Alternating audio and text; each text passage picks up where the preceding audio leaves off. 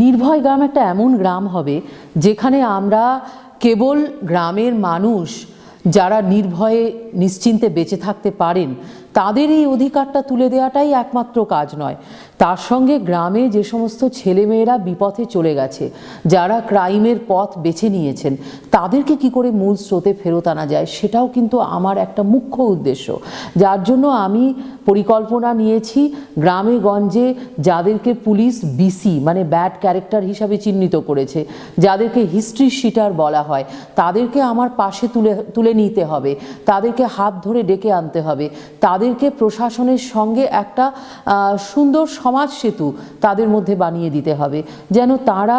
নির্ভয়ে নির্ভীকভাবে তারাও যেন বাঁচতে পারেন। আপনারা জানেন ক্রাইম একটা এমন জিনিস, একবার যারা ক্রাইমের পথ বেছে নেয় তাদের পক্ষে কিন্তু ক্রাইমের পথ থেকে বেরিয়ে আসা ভীষণ কঠিন। একবার যারা ক্রাইম করেছেন তাদের পেছনে পুলিশ এমনভাবে ধাওয়া করে এবং সাধারণ মানুষরা তাকে এমনভাবে সমাজ থেকে বিচ্যুত করে দেয় যে এই মানুষগুলোর আবার করে কিন্তু সমাজের মূল স্রোতে নিজের থেকে ফেরত আসা একেবারেই সম্ভব নয়।